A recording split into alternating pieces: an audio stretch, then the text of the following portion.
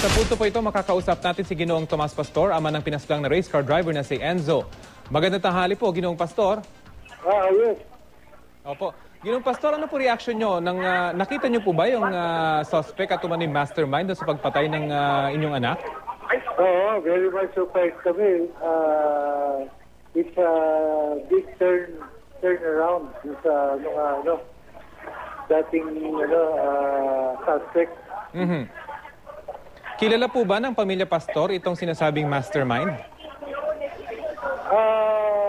Magkakilala yata sila ni Enzo. Pero kami, hindi pa namin namimiss yun. Opo. At sa tingin niyo po ba siya talaga yung nasa likod ng pagpatay dito kay Enzo? Oh, well, we truly believe yung mga police investigators sa kanilang conclusion na they're a primary suspect.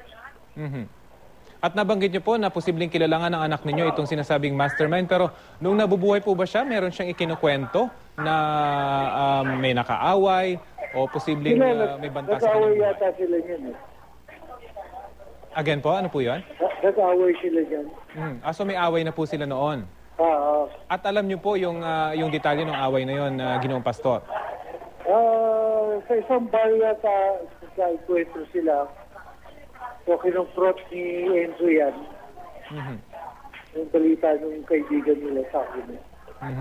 Ano po ngayon yung susunod na hakbang ng pamilya ngayon at nariyan na yung mastermind at nahuli na rin yung mismong pumatay sa inyong anak?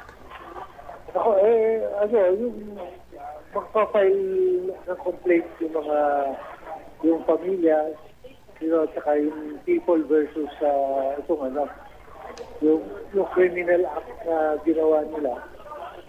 Government, yung mga government departments na nag-iistiga ang they're doing their job well. We're going after them.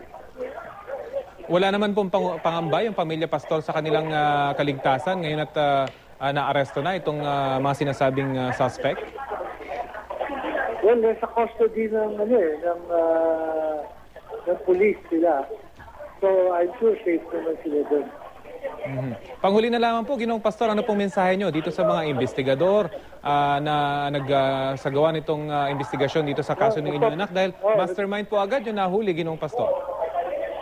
Well, nagpapasalamat kami sa lahat ng government agency na nakatulong dito sa pag-identify ng suspect.